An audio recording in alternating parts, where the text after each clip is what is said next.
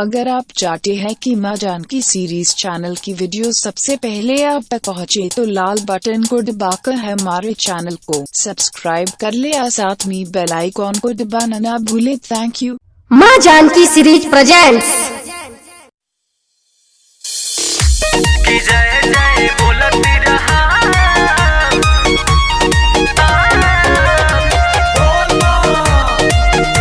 कि जय जय बोलती रहा।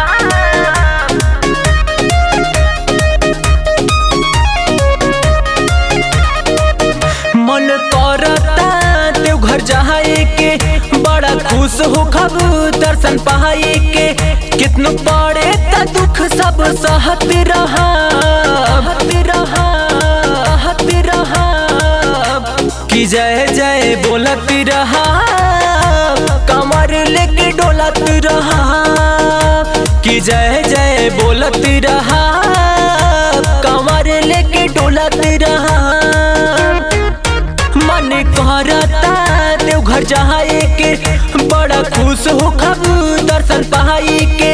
कितनो पड़े ते दुख सब सहत रहा कि जय जय बोलत रहा।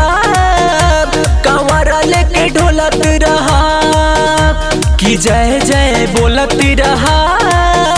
कंवरा लेके ढोलत रहा। शिव जी के हला मोहर चढ़ाई, तब मनमा नाही डराई।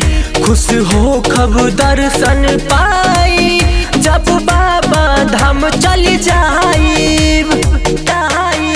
शिव जी के हला मोहर चढ़ाई, तब मनमा नाही डराई।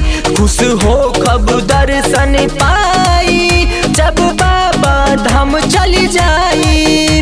हम उन्हीं के भक्ति में झूमत रहा कि जय जय बोलत रहा। कमर लेके डोलत रहा कि जय जय बोलत रहा। कमर लेके डोलत रहा। भक्ति में लगल रहा कि जय जय बोलत रहा। कमर लेके डोलत रहा कि जय जय बोलत रहा। कमर लेके डोलत रहा। मन करता देवघर जाए के, बड़ा खुश हो खब दर्शन पाए के। कितनो पड़े ते दुख सब सहत रहा कि जय जय बोलत रहा। कंवरा लेके ढोलत रहा कि जय जय बोलत रहा। कंवरा लेके ढोलत रहा।